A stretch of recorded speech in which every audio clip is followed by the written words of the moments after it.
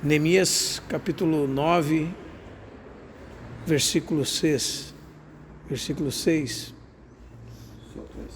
Só Tu és, Senhor, Tu fizeste o céu dos céus e todo o seu exército, a terra e tudo quanto nela há, os mares e tudo quanto há neles, e Tu os preservas a todos com vida, e o exército dos céus te adora.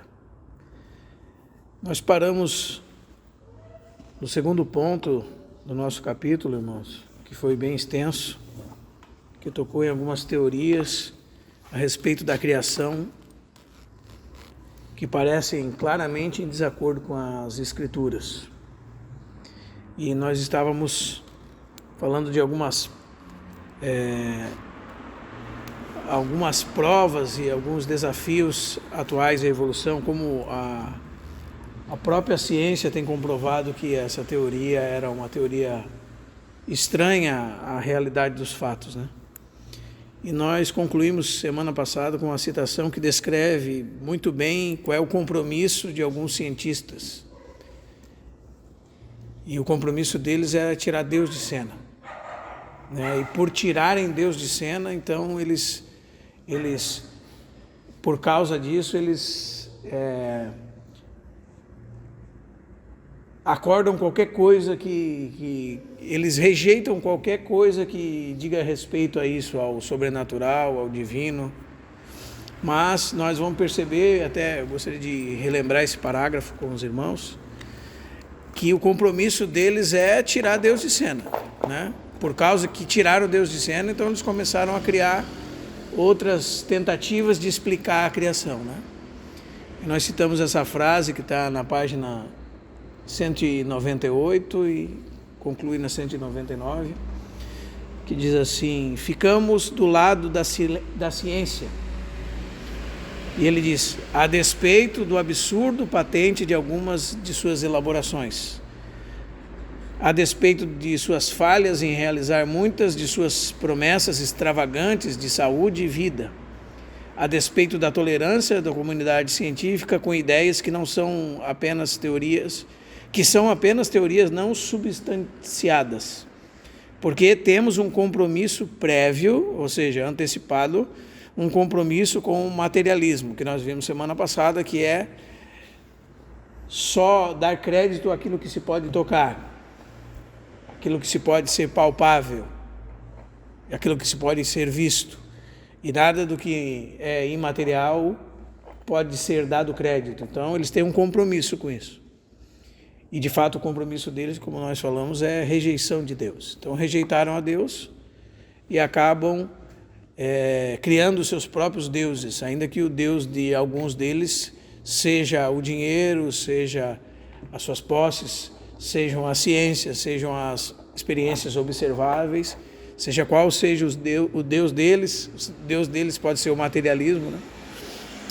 E continua dizendo: isso não significa que os métodos e instituições da ciência, de algum modo, nos obriguem a aceitar a explicação material do mundo dos fenômenos, mas, ao contrário, significa que somos forçados, por nossa adesão a priori às causas materiais, a criar um aparato de investigação e um conjunto de conceitos que produzam explicações materiais, não importa quão contrárias à intuição elas sejam. É interessante que ele toca tanto naquilo que se pode ver, e que a Bíblia diz que revela Deus, como naquilo que não se pode ver, que é a própria consciência dele, o próprio coração dele, que prova que Deus existe, como nós citamos Eclesiastes 3. Então diz: não importa quão contrárias sejam as intuições, não importa quão mistificadoras elas sejam para os que não são iniciados. Além disso, o nosso materialismo é absoluto, porque não podemos permitir uma intervenção divina em nosso mundo. Então nós vemos que há um propósito bem estabelecido no coração do homem. Ele rejeita Deus e começa a criar coisas. E eu gostaria de lembrar para os irmãos só algumas que nós citamos, né? Materialismo, panteísmo, dualismo, deísmo e teísmo aberto, ou teologia relacional. Nós vamos citar isso no final, né? Nosso segundo ponto aqui vai falar as influências destrutivas da teoria evolucionista no pensamento moderno. E a primeira delas, eu acredito que os irmãos leram, né? Nós vamos passando por cima. Cada parágrafo desse ponto aqui cita uma delas. A primeira delas é que essas influências do pensamento evolucionista sobre o pensamento moderno, o que causa na vida humana? Ele causa um senso de inferioridade da natureza humana. A natureza humana é reduzida a nada, porque nós somos meramente um produto da matéria, mais o tempo, mais a oportunidade. Então, não há importância para um indivíduo num universo imenso e que... eu vou ler o texto aqui, ó. Somos meramente o produto da matéria, mais tempo, mais oportunidade. Portanto, pensar que temos qualquer importância ou realmente qualquer tipo de importância diante do imenso universo significa simplesmente enganar nós mesmos. Então essa já é uma reflexão que por si só mostra que a rejeição de Deus e a aceitação dessas teorias, né, elas reduzem o homem a um simples produto do acaso, né, da matéria, mais o tempo, mais a oportunidade. E se é assim, reduz a nossa existência a algo insignificante diante de um universo tão grande. No segundo parágrafo desse ponto, nós temos então o fato de que se Deus não existe, se todas as coisas vieram por conta do evolucionismo, então não há um juiz supremo de todos e não há um padrão moral um padrão de moralidade absoluta.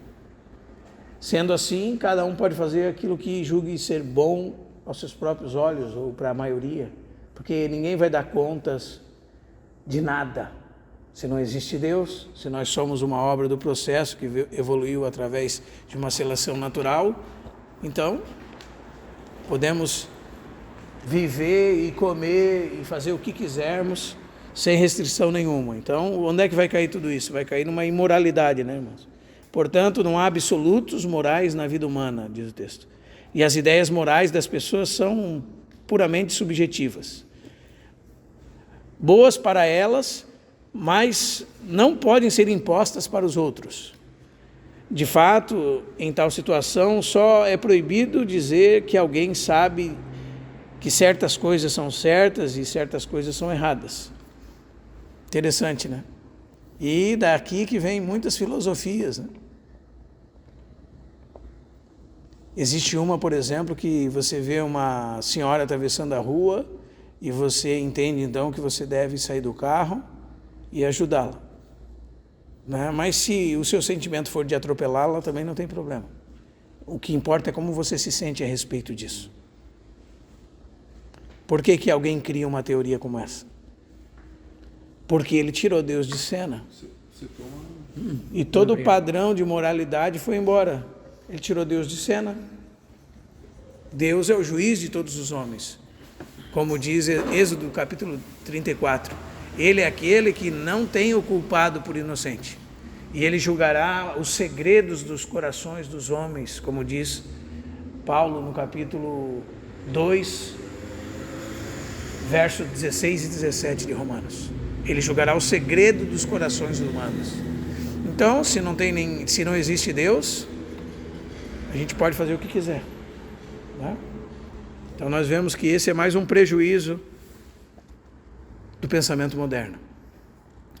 Em terceiro lugar, irmãos, se é assim, se existe uma evolução, se as coisas foram avançando para a melhora, então para que defender os frágeis, os fracos, aqueles que têm algum tipo de deficiência ou dificuldade?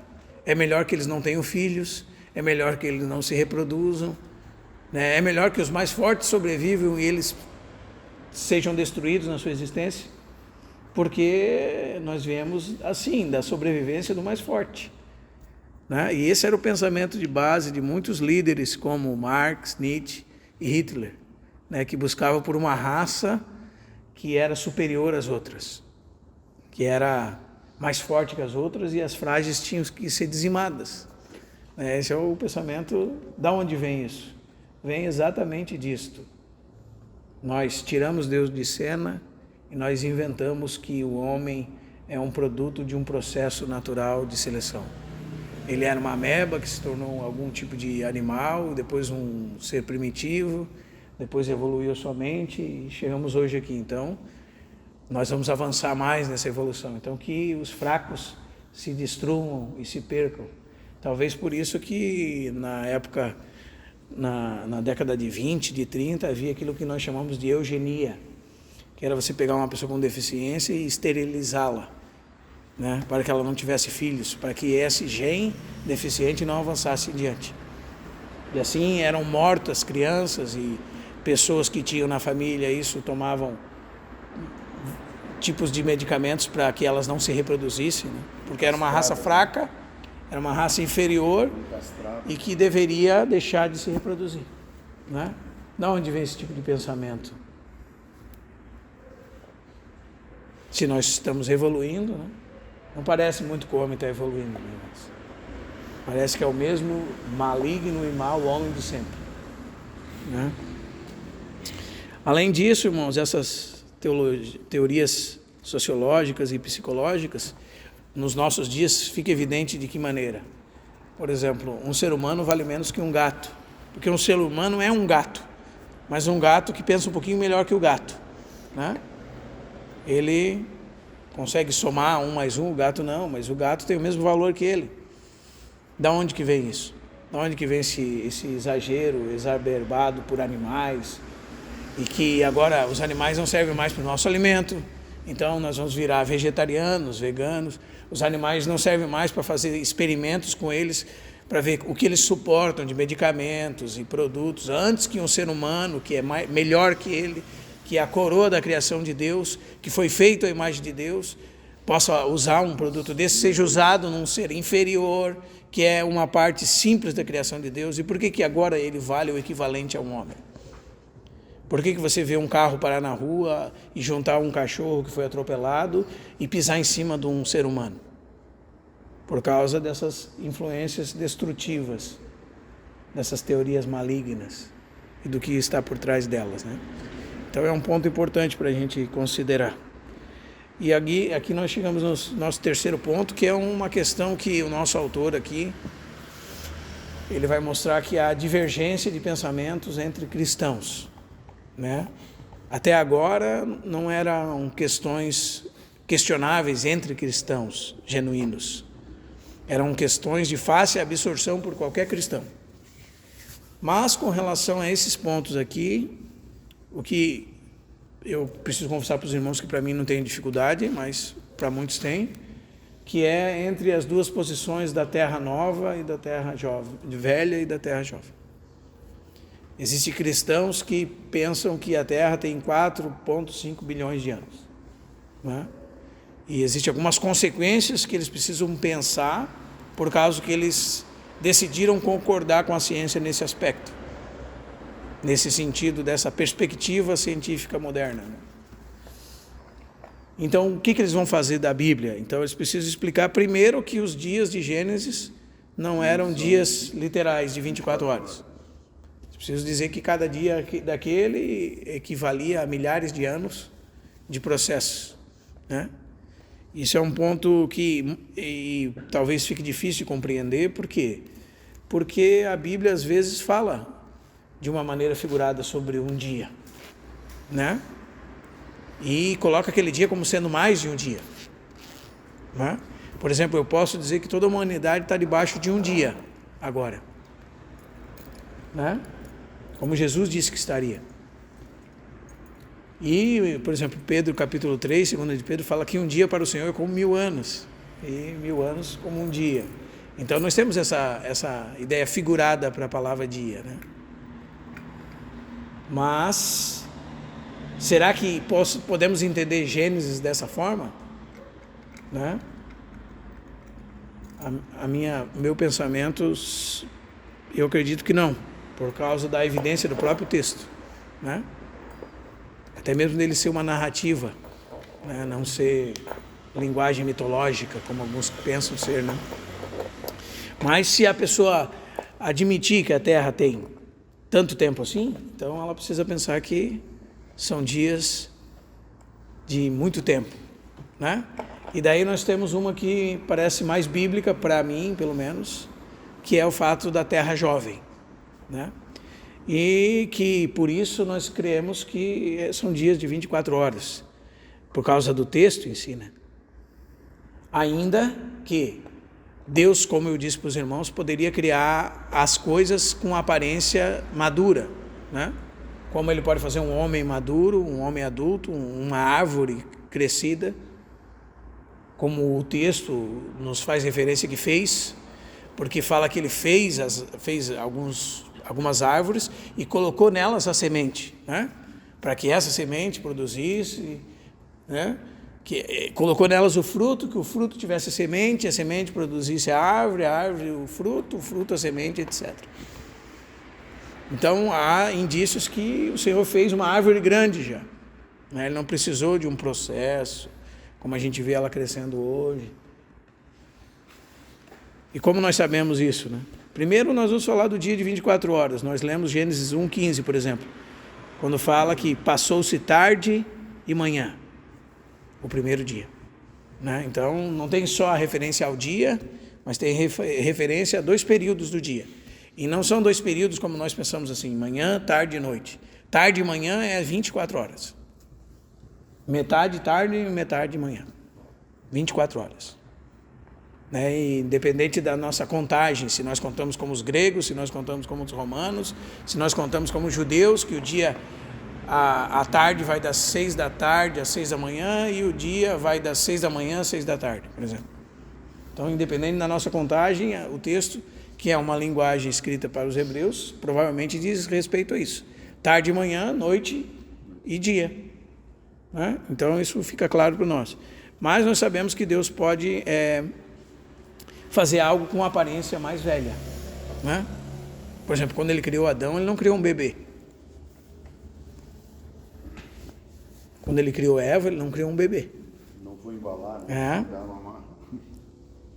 Amém? Então isso é uma coisa que é bastante evidente para nós. E como explicar então os fósseis e coisas sedimentadas em rochas e sistemas de corais que aparentemente pela medição levaram milhares de anos, entre aspas. Eu penso que o dilúvio fez bastante estrago sobre a superfície da terra, sobre a profundeza dos mares, sobre as montanhas, sobre as camadas de rocha na terra, porque foi um cataclisma mundial. E um cataclisma mundial produz efeitos que levaria-se milhares de anos para se produzir. Então, esse é um pensamento daqueles que acreditam que a terra é jovem. E depois o autor entra em algum debate aqui sobre que é um assunto difícil, que Deus deixou assim ainda que eu discordo dele, porque para mim parece que se uma criança lê, vê que é claro, né? Nesse sentido, não tem nenhuma dificuldade em ler Gênesis 1 e responder como o catecismo diz, que Deus criou o mundo do nada no espaço de 6 dias e tudo muito bem, porque é isso que o texto diz, né? Então, mas ainda assim ele diz que há muitas tentativas de conciliar e não há conciliação, e ele diz que talvez as provas que a ciência vai apresentar, ou seja, as provas da análise da natureza e que a natureza vai apresentar ao mundo, podem provar de uma vez por todas que a Terra é jovem, né? Ou talvez não, né? Mas até agora nossa fé é bem clara nisso, né? Porque, pelo menos a minha, né? Com respeito a isso. Mas que o Senhor nos leve à humildade, ouvir os argumentos, porque eu estava falando para um irmão esses dias, nós não temos dificuldade nenhuma, irmãos, em responder as perguntas no que concerne a verdade. Se você tem alguma dificuldade com isso, porque a Bíblia responde, né? A Bíblia não tem medo, Deus não tem medo de responder perguntas como se Ele estivesse escondendo alguma coisa que não quisesse que você soubesse. Então, o cristianismo, eu acredito que é a única maneira de responder qualquer questão da vida de peito aberto, de cara lavada, sem medo. Porque ele se sustenta sobre suas bases desde que começou a existir. Então a gente não tem medo de responder pergunta. Eu falava para o irmão, você lê a Bíblia, leia. Por que você tem medo de conferir se o que você entendeu está certo? Não é a verdade? Tu não entendeu a verdade? Se tu entendeu, está certo. Então, lê o que os outros entenderam e vê se está certo. Se tu está certo, não vai ter medo de conferir se está certo. Se é a verdade de Deus e pronto. Tu está lendo a Bíblia, e tu entende um texto e tu quer ficar com a tua interpretação sem ver se os outros entenderam igual você, talvez seja arrogância, orgulho, egoísmo, né? Incapacidade de ouvir o outro, incapacidade de aprender com o outro, talvez seja só isso. Teimosia, obstinação, tantas outras respostas, né? Agora, um crente genuíno está lendo a Bíblia. A Bíblia falou alguma coisa que você entendeu de certa forma. Você pode ler outros irmãos e ver o que eles falaram sobre isso e se eles concordam com você. Talvez na primeira leitura de um segundo irmão você vai ver que tem uns 20 textos das Escrituras, talvez, que contrariam o que você entendeu e você já tem que largar aquilo. Não é? Quem sabe? Não é? Mas se é verdade de Deus, ela se sustenta de pé. Né? E toda luta contra a verdade é uma luta completa e uma luta aberta contra Cristo. Então, às vezes, a gente está dizendo assim, eu fico com a Bíblia, o que a Bíblia diz é verdade, mas não é o que a Bíblia diz que é verdade, é o que eu pensei daquele texto, que eu não quero abrir mão do que eu entendi, né? Que eu estou julgando ser a verdade. Então, aqui está a grande diferença. Por que eu estou falando isso? Porque Deus não tem medo da verdade, Ele é a própria verdade. O Espírito Santo é o Espírito da verdade. Jesus Cristo é a própria verdade. A palavra de Deus, segundo Isaías, é a verdade. E nós estamos fundamentados nessa palavra, que é a verdade. Então, nós não temos medo de perguntas. Sejam elas as mais difíceis que sejam, as que mais deixam nossos cabelos em pé, os que nos deixam arrepiados, se nós não temos medo dela. Nós temos que ter uma atitude de encontrar uma solução clara naquilo que a nossa capacidade permite em Deus, para as questões da vida, através da palavra de Deus, né? E ter humildade suficiente para ouvir os outros e... Por que eu estou falando isso, irmãos? Parece que tem cristão que tem medo. Será que amanhã a ciência não vai descobrir alguma coisa que vai abalar a minha fé e eu vou ver que eu estava errado e não vou acreditar mais na Bíblia? Então, isso não é uma fé genuína. Isso é uma fé que é tudo menos genuína. Tu está esperando alguém vir te provar o contrário, mas tu tem medo que alguém te prove o contrário, né? Senhor, nos ajude a não ser assim, né? Então, e hoje nós vamos usar um pouco essas questões de aplicação aqui. Ponto F, né? A doutrina da criação tem muitas aplicações para os cristãos hoje. Glória a Deus, né, irmãos? Tem gente que a gente fala assim, vamos estudar teologia sistemática, e o camarada diz, o que é isso aí? O que isso tem a ver com a minha vida? Será que muda alguma coisa na minha vida?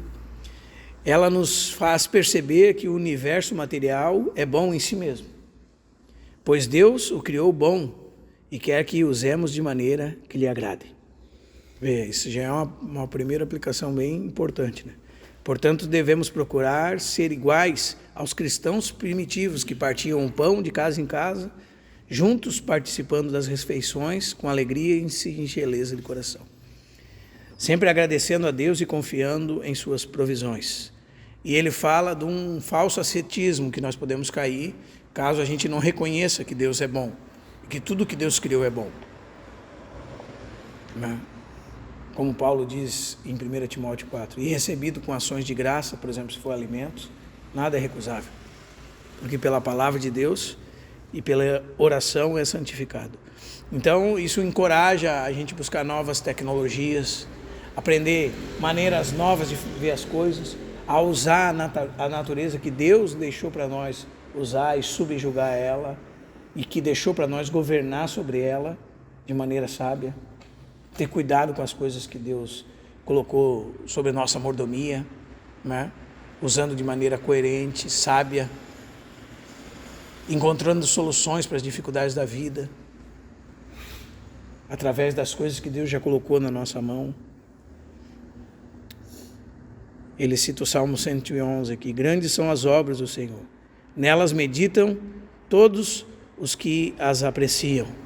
Então, quando nós olhamos a natureza, nós olhamos a criação, nós olhamos o sol, a lua, as estrelas, tudo que Deus criou, o homem, os animais, a perfeição de uma rosa, como dizia um autor, por que Deus criou uma rosa que você entra no meio da floresta e você descobre uma rosa linda lá, que você nunca viu em lugar nenhum, nem tem catalogada. Aí ela vai viver uns 3 dias e morrer e ninguém nunca viu ela. E por diversas vezes, durante o percurso dos dias, ela acontece com ela e ninguém vê ela. Por que Deus fez isso? Né? Uma beleza tão admirável que ninguém pode ver. Né? E quando nós estudamos a Escritura, nós sabemos que Deus criou todas as coisas para a sua glória, para demonstrar a sua glória, para mostrar a beleza da sua pessoa, da sua sabedoria, da sua criatividade. Né? Para Ele mesmo Ele as fez. Não é interessante isso, irmãos? A doutrina da criação também nos lembra que Deus é soberano sobre o universo que criou. Ele o fez por completo. E Ele é Senhor sobre todas as coisas que nele estão. Devemos tudo o que somos e temos a Ele. Está vendo, irmãos? Onde é que vai nos levar a entender que Deus criou todas as coisas? Saber que nós devemos tudo o que temos e somos a Ele. E podemos ter confiança plena, de modo definitivo, que Ele derrotará, como nós falamos domingo, todos os seus inimigos. E será manifesto como Deus soberano para ser adorado para sempre. Amém? Além disso, a complexidade do universo, todas essas coisas vão levar a gente a fazer o quê? Adorar a Deus. A honrar a Ele aquilo que lhe é devido por causa da sua grandeza.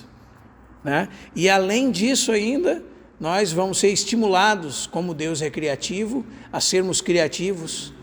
Né? O irmão tem uma loja. Né? Então Deus é um ser criativo. Ele nos deu uma capacidade de criar. Então nós criamos produtos, nós criamos peças exclusivas, nós criamos pratos de comida, nós criamos músicas, canções, nós somos artistas plásticos, criamos esculturas, criamos quadros, fazemos pinturas. Se somos atletas, por exemplo, eu falei para os irmãos várias vezes aqui já, muitas pessoas se tornam cristãs e simplesmente deixam de fazer alguma coisa que Deus deu habilidade para elas fazer, porque elas veem aquilo como algo que seja, para elas, na cabeça delas, algo pecaminoso. Né? Deixam de escrever um poema, por exemplo. Né? Agora eu virei cristão, então agora eu tenho que escrever livros somente cristãos. Né? Eu não posso escrever uma história de ficção, eu não posso escrever um poema, né? Eu não posso escrever nada que fira os princípios do Senhor. Mas isso tem bastante diferença em não escrever nada. Né? Entre isso e não escrever nada tem bastante diferença. Ou contar uma história de amor, uma linda história de amor, através de uma canção, por exemplo. Então nós temos uma cabeça muito fechada, irmãos. E nós temos uma cabeça muito limitada. E a fé, ela abre os horizontes da nossa mente nesse sentido. Para nós enxergarmos que essa criatividade que Deus nos deu veio dele, não de outro lugar. E para que através dela nós possamos dar glória a Deus. Então aqui temos alguns tópicos para a nossa recapitulação. Eu vou usar em forma de perguntas para os irmãos. Defina a doutrina da criação.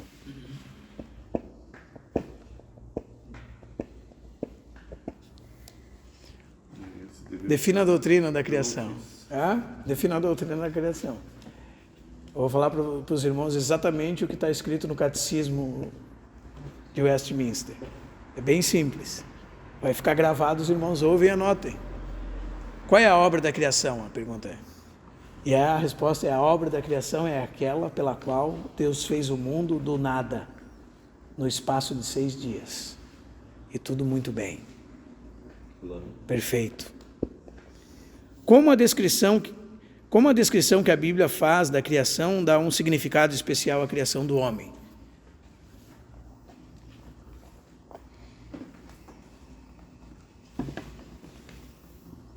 Fez o homem para governar.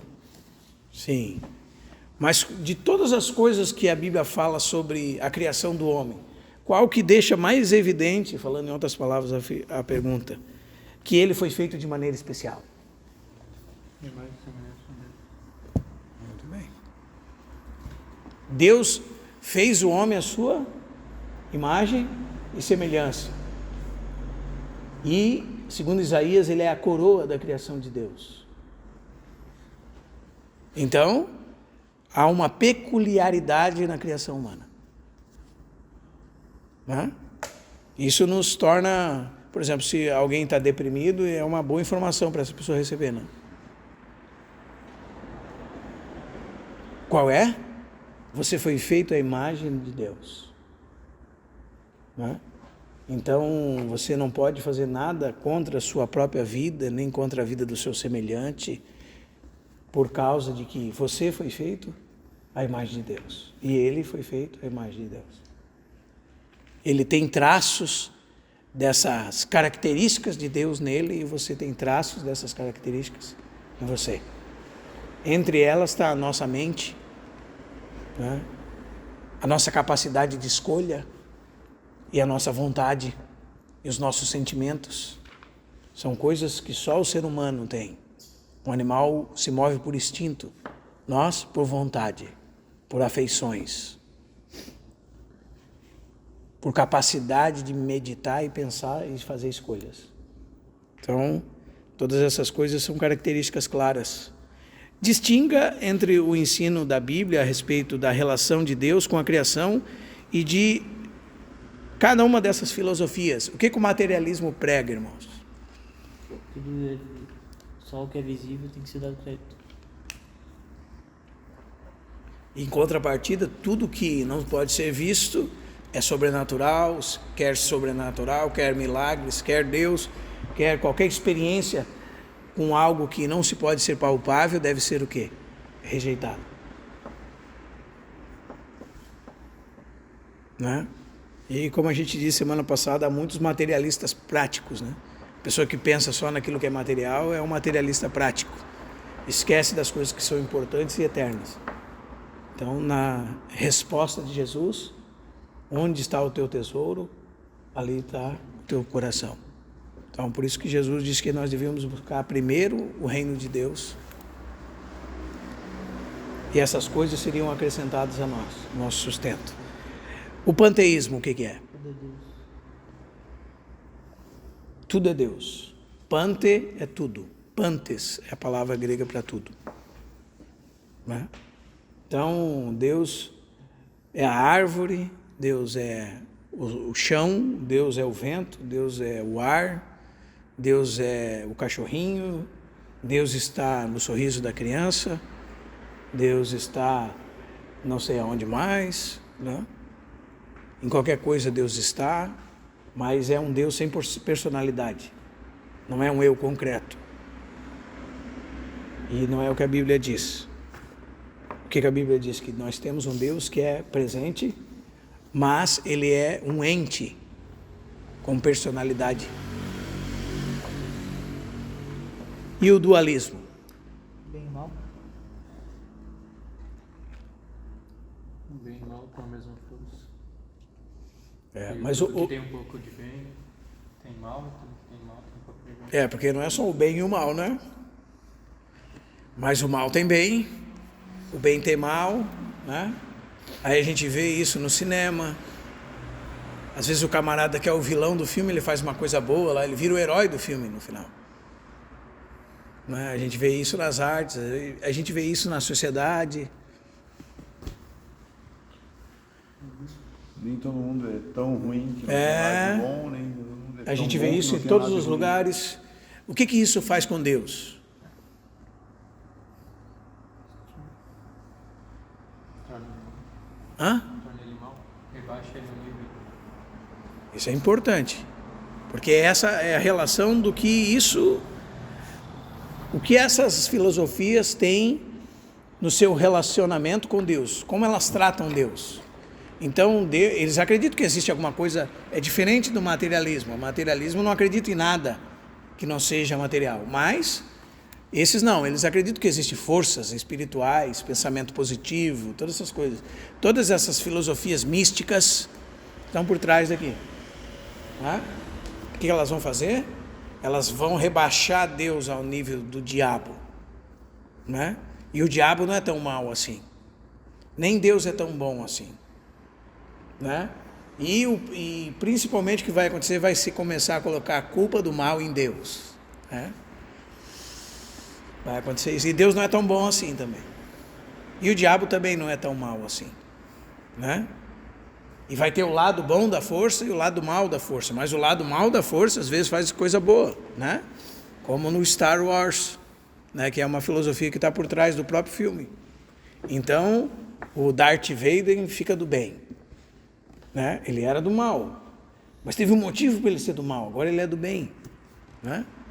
E assim nós vamos vendo essas filosofias apresentadas em todas as esferas. E nós pensamos assim, irmão, não pensa coisa ruim não, porque pensa coisa ruim, atrai coisa ruim, né? Tudo coloca nessa embalagem aqui. É atrás dessa embalagem que está todas essas coisas. Vamos lançar energias positivas para você lá. Energias positivas vão fazer com que você se dê bem lá, irmão, né? Vou pensar positivo. A energia positiva dos cristãos modernos é a oração. Vamos lançar... A tua palavra tem poder, né? É o dualismo do pensamento do cristianismo, entre aspas, moderno, né? Então, se você falar uma coisa boa, vai trair coisa boa. Se você falar coisa má, isso faz mal. Da onde veio isso na nossa mente? Esse é o ponto. Da onde surgiu essa ideia de pensamento na nossa mente?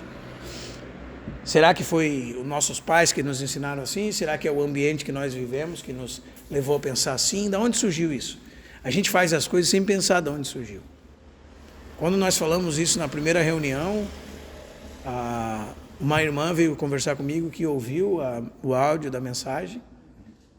De terça-feira ela disse, irmão, eu pensava um monte de coisa assim. Graças a Deus que eu ouvi.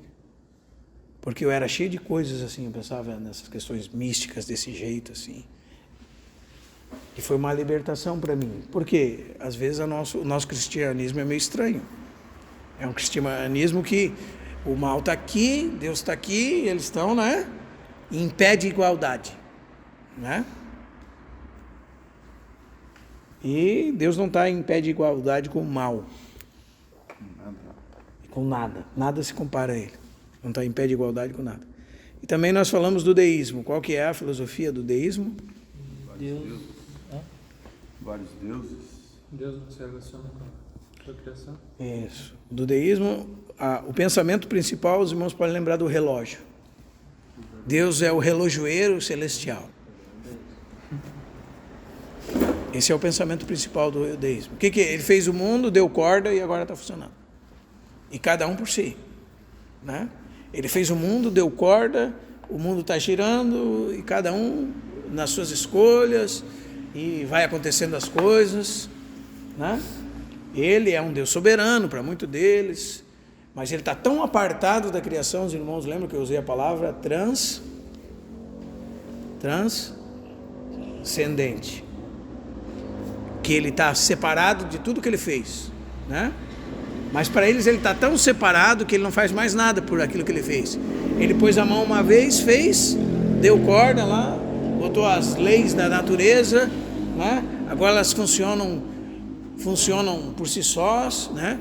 E tem uma coisa que a gente esqueceu de falar, né? Para muitas dessas filosofias, elas não acreditam que Deus existe, mas que a natureza existe como um ser, né? Cuidado com o que tu faz, a natureza vai se vingar de ti, né? Cuida bem da natureza. Deus não existe, mas cuida bem da natureza, que a natureza se vinga, né? Tu joga o lixo no rio, a mãe natureza se vinga, ela joga de volta, né? Não é assim? Então, irmãos, isso está por trás desse tema de Deus deu corda e agora está tudo funcionando ainda. E nós citamos mais um. O teísmo aberto Teísmo aberto. Isso aí. O que significa o teísmo aberto? Deus não sabe o futuro. É. Aberto. Chama-se também teologia relacional. Um dos maiores expoentes dessa teologia é um brasileiro chamado Ricardo Godin. Então, ele quer livrar a cara de Deus, entre aspas, como eu falei na semana passada, né? Então, se Deus sabe o futuro, Ele quis que aquilo acontecesse contigo, se Ele quis e Ele deixou acontecer, então Ele é mau, né? E daí, para tentar escapar de chegar a uma dedução como essa, né, que é errada, então ele tenta livrar a cara de Deus, entre aspas, tentando explicar que o único jeito de resolver esse problema é Deus não sabe o futuro. Mas ele está bem perto de ti, não é igual o deísmo, não, que ele está longe, separado, deu corda e deixou, não. Agora ele está pertinho, ele sofre contigo, ele chega no Filipe, o Filipe teve uma perda na vida lá, daí o Filipe está sofrendo e chorando, daí Deus abraça ele, olha para ele e diz assim, eu não sabia, Filipe, me desculpa, mas eu estou aqui pertinho de ti. Por isso que chama teologia relacional, não é? Mas não é assim que a Bíblia diz. A Bíblia diz que Deus sabe todos os dias, do início ao fim, e de uma maneira que ninguém é capaz de entender. Sabe tudo, sobre tudo, até mesmo o número dos cabelos da cabeça de cada ser humano da face da terra. É isso que a Bíblia diz. Todos os seus dias, até o número das lágrimas que caíram dos nossos olhos. Ele conhece e tem contado e escrito nos seus livros, diz o Salmo 56. E antes que nós nascêssemos no ventre da nossa mãe, ele já tinha escrito todos os nossos dias, não faltou nenhum.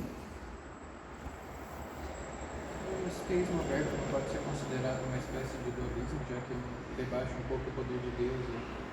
Por ele não saber o futuro, de certa forma ele vai ter que lutar com o mal. Não porque eles afirmam que Deus é maior, não porque eles afirmam que Deus é poderoso para fazer o que Ele quiser.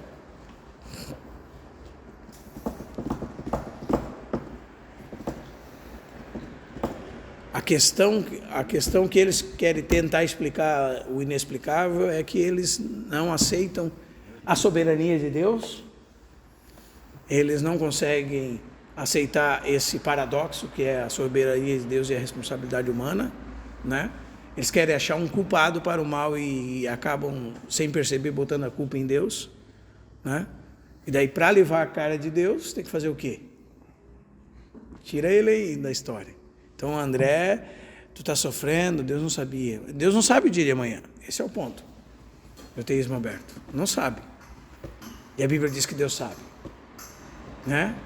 E a Bíblia diz que Deus sabe e que nós temos responsabilidade, ainda assim, de todas as nossas escolhas. Irmão, se você contar para uma criança, a criança aprende e bem claramente. É só você dizer, qual é a culpa de todo o mal que existe no mundo? Tem uma só, o pecado. E o diabo. Ponto final. Começou no coração dele, depois se alastrou por toda a raça humana. Ponto final. E a Bíblia diz o que, por outro lado? Que Deus é bem-aventurança absoluta, nele não há nenhum mal. Aí como é que você vai lidar acontecimentos que são terríveis e acontecem com a soberania de Deus? Bom, respondendo dessas duas formas. Deus sabia, não passou despercebido aos olhos dele. Esse foi o mundo que ele decidiu que acontecesse, da maneira como ele quis que acontecesse. E o homem tem responsabilidade pelas suas atitudes, vai colher os frutos dos seus pecados, por decisão divina, né? E que nós não podemos de forma alguma atribuir nenhuma partícula de mal a Deus. É o que a Bíblia diz. Agora você junta isso num bolo todo, é amargo, né? Porque a teologia do Ricardo Godin é mais doce. Porque se Deus não sabia, então aconteceu um negócio lá na tua família, triste, ele não estava sabendo, então não foi culpa dele. Mas ele está ali sofrendo contigo, chorando, é mais doce. mas não é verdade. A verdade é que Deus conhece todas as coisas e nós vivemos no universo que Ele decidiu que fosse, da maneira como Ele quis que fosse. Essa é a verdade. Amém? E de todos os mundos possíveis e prováveis, de todos os milhares e milhares e bilhares de milhares de diferentes universos possíveis, nós vivemos no melhor deles, por decisão e soberania de Deus. Deus faz todas as coisas segundo o conselho da sua vontade. É assim. E governa sobre todas as ações livres dos homens. Então, fica difícil, né? Mas é assim. E quando você começa a meditar sobre isso, fica difícil mesmo. Mas é assim. Ponto final. E até na graça eficaz, como dizia Jonathan Edwards, nós fazemos tudo e Deus faz tudo. Porque é Ele mesmo que produz isso em nós, as boas obras.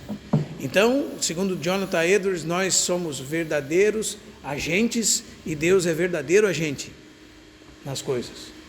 Sem que ultrapasse os limites de cada um, ainda assim Ele governando sobre tudo. Então, irmãos, é assim que a Bíblia diz. Ponto final. É os 2 trilhos de um trem. Então, não tente livrar a cara de Deus, atribuindo a Ele o que não lhe é próprio, esvaziando a soberania de Deus.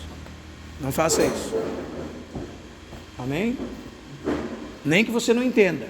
Aí você lembra de Romanos capítulo 9. Quem é tu, homem, para discutires com Deus? Aliás, irmãos, eu saber que Deus coordena todas as coisas que acontecem na minha vida, saber que Ele está no domínio de tudo, se Ele quis tratar comigo e eu sofri, foi por vontade dEle.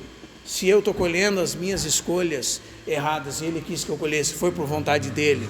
Se Ele está trabalhando na minha vida, me ensinando, me disciplinando, foi por vontade dEle. Se aconteceu aquilo por vontade dEle, se Ele permitiu que o mal acontecesse por vontade dEle, isso sim é segurança, o resto é história. Né? Isso sim é segurança. É eu chegar para uma viúva que acabou de perder o marido e dizer que Deus disse para ela que ele seria o marido da viúva. Isso sim é segurança. Aí ela vai olhar assim, se aconteceu isso, então o Senhor desejou que fosse assim. Não no sentido de almejou com uma vontade que lhe satisfazesse. Ele sabe os efeitos do pecado, ele sabe as situações ruins da vida, ele conhece todas as coisas e nada passou despercebido aos seus olhos. Mas nós não estamos na mão do diabo e o mundo não está sob descontrole. Amém? Por que Deus criou o universo? Era necessário que Ele criasse? A sua glória, né? Isaías 43, 7. Mas era necessário que Ele criasse? O autor quer perguntar para você assim, Ele precisava criar alguma coisa? Ele estava faltando alguma coisa para Ele quando Ele criou, por isso que Ele criou? Faltou glória para Ele precisava de mais honra, Ele precisava de mais prazer do que Ele já tinha? Precisava ou não? Segundo a Bíblia, não. Segundo o nosso estudo, não. Quem lembra da palavrinha que está por trás desse princípio? Começa com A também. Sei. Deus não precisa de nada e nem de ninguém. Ele é autossuficiente, autoexistente. Ele tem o beneplácito de sua vontade, ou seja, o seu bom prazer, o prazer nele mesmo. Ele tem alegria nele mesmo, satisfação nele mesmo, glória nele mesmo, sem precisar de nada nem de ninguém. Então ele precisava criar alguma coisa, irmãos? Não. Ele criou porque Ele quis. Só porque Ele quis. Sem precisar. Graças a Deus. Porque nós estamos aqui porque Ele quis. Graças a Deus. Por que a teoria teísta da evolução não está em acordo com o ensino da Escritura sobre a criação? A teoria teísta da evolução é que Deus usou processos naturais para criar as coisas. Por que não está de acordo com as Escrituras? Senão Adão teria que vir de alguém? Bom, Esse é o motivo. O que mais? Teve um outro que a gente falou hoje já, relacionado ao tempo. Porque senão os anos, os dias deveriam ser visto figuradamente. Isso. Pergunta número 6. Mencione 4 argumentos científicos contra a teoria da evolução. Científicos, teve uma página ali que a gente citou alguns, né?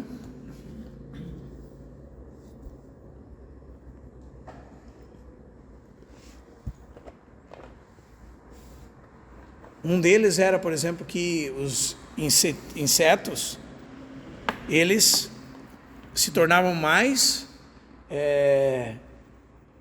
resistentes a inseticidas. Mas a pergunta era, eles deixavam de ser insetos? Não. Outro era que eles fizeram experimentos com cachorros e criaram cachorros de novas raças. A pergunta é, deixaram de ser cachorros e se tornaram uma raça melhor de cachorros? Uma outra raça que não fosse cachorro? Cachorro pensante falando. Não tinha, né? Continuava sendo cachorro. A outra era que eles estão, desde que Darwin inventou isso, analisando fósseis, e a pergunta é, na análise que eles fizeram de fósseis, eles encontraram um fóssil de um ser inferior, que depois, na próxima geração daquele mesmo ser, teve uma característica diferente no mesmo tipo de fóssil? Não. Estão 130 anos procurando. Então são algumas coisas. O autor aqui também fala da biologia molecular, né? Tiranossauro com um braço comprido.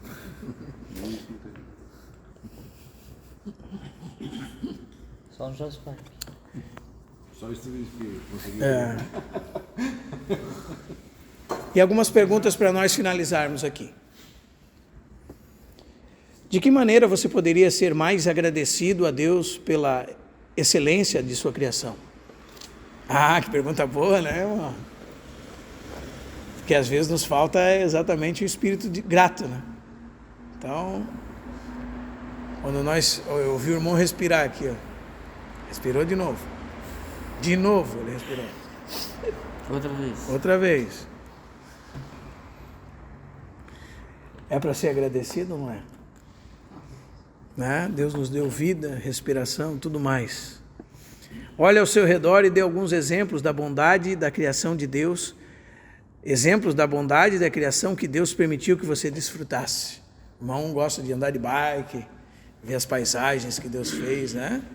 No interior é mais legal. Esses dias atrás eu estava botando a minha câmera para filmar os passarinhos no tratadouro lá. E chegou umas 18 espécies diferentes de passarinho, parecia cada um uma pintura, né? Maravilhosa. Né? Será, nós temos motivos de sobra, né, irmão? O irmão ali gosta de olhar as flores, gosta de admirar aquilo que Deus fez, né? Tem coisas para nós desfrutarmos, tem uma boa comida, né, irmão? Uma carninha, né? Vizinho não tá calor. Uma carninha de magnata.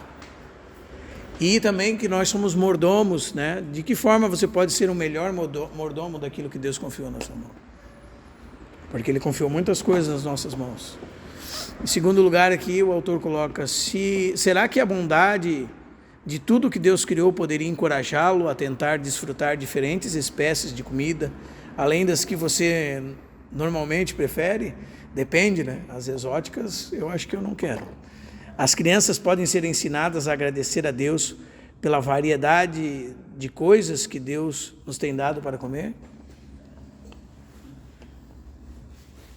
Né? Você pega, por exemplo, uma maçã e está ensinando uma criancinha de 1 ano, né? E ela pega e empurra assim, isso aqui eu não quero. Então tá bom. Né?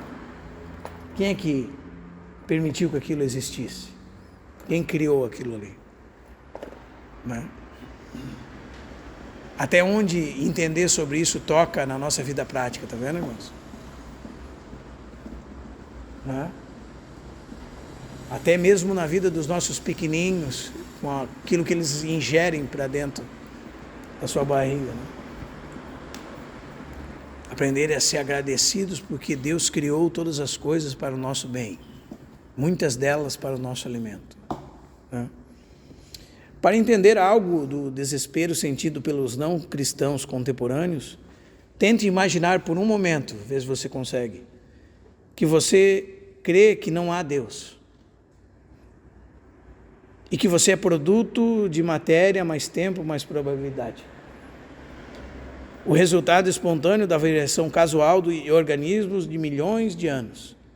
Quão diferente você se sentiria a respeito de si próprio? Eu acho que essa pergunta só nós vamos ter noção e ideia se um dia nós viemos a totalmente rejeitar Deus e a abraçar o ateísmo antes de nos convertermos e depois o Senhor nos ganhou para Ele.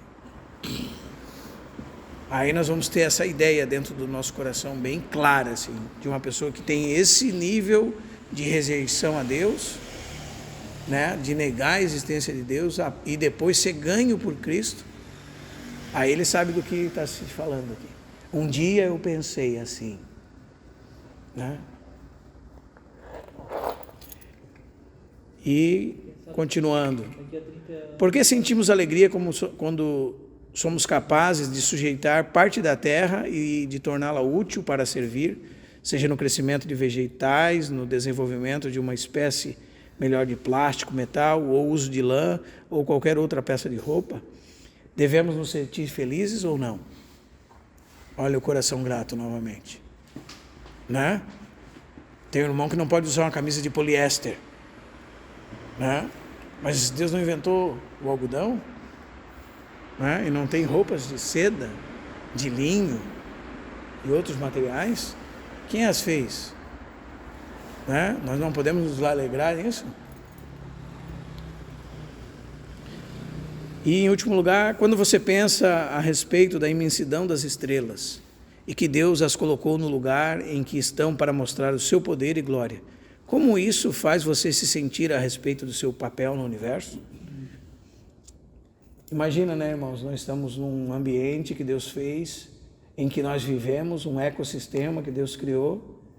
Como é que nos sentimos? Daí você vai dizer assim, não, mas eu não faço nada, eu só faço isso aqui, ó, 3 atividades durante o dia. Né? Eu só trabalho isso aqui, a minha vida é isso aqui. Né? Será que Deus nos criou para isso aqui? Ou será que nós somos o ratinho na roda? Já viu aquele ratinho na roda lá? Ele roda, roda, roda, roda. Ele foi criado para aquilo ali? Não, né? Estou falando, você é o ratinho na roda? Às vezes a nossa roda é o nosso trabalho, né? Algum tipo de lazer. Será que Deus nos criou só para isso? Nós que estamos estudando a Ageu, por exemplo, sabemos que Deus não nos criou para isso. Né? E todas essas coisas têm que ser meios pelos quais nós podemos alcançar as pessoas para a casa de Deus. Né? Para que os portões do céu sejam abertos para elas. E que um dia elas nos recebam nos tabernáculos celestes, como a Bíblia diz. Né? Que nós devemos angariar amigos com os nossos recursos deste mundo. Para que esses amigos, irmãos em Cristo, nos recebam nos tabernáculos celestes. Isso sim é valoroso. Né? Então Deus fez tudo isso e nós estamos presos em algum tipo de atividade que nós criamos e que parece que nós estamos num loop. Né? Eu não sei se os irmãos já se sentiram assim, né? Quando a sua atividade é tão igual, uma rotina tão, né? Que você parece que está num looping. Né? O dia seguinte é igual. Né? E o Senhor não nos criou para isso. Não estou falando que o nosso trabalho, se nós trabalharmos com atividade, vai ser sempre igual, né, irmãos? Mas vai ser sempre novo. Em que sentido? Nós somos criativos. Deus deu coisas novas que nós descobrimos. Né? Nós temos capacidade, somos abençoados por Deus. Né? Então vai ser diferente. Né? Vamos usar aquilo para a glória de Deus, para que o Senhor alcance a vida das pessoas. Então nós vamos ter alegria. O Neto vai estar dando aula para alguém lá e é quase um psicólogo às vezes, né? Que eu já dei aula, eu sei como é que é. O camarada senta para tu dar aula e ele começa a contar a vida e não tem aula, tu só fica conversando com ele, mas ele precisava disso. Daí o neto prega de Jesus para ele, né? O neto está trabalhando. O neto está trabalhando e o que aconteceu? O neto ganha aquela alma para Cristo, para a glória de Deus, né? Então valeu a pena. Ele percebe que ele está inserido em algo que é mais importante do que só o trabalho dele. Então isso é para a glória de Deus. Amém? E assim é no seu trabalho, na sua ocupação, no universo que Deus criou. Deus criou um universo tão grande para você estar preso numa rodinha de rato, né? Então nós devemos considerar isso diante do Senhor. O Senhor nos ajude, irmãos. Eu queria hoje usar esse tempo aqui na aplicação que nos últimos capítulos nós temos pulado, né? Então, eu acredito que seja proveitoso para nós. Amém?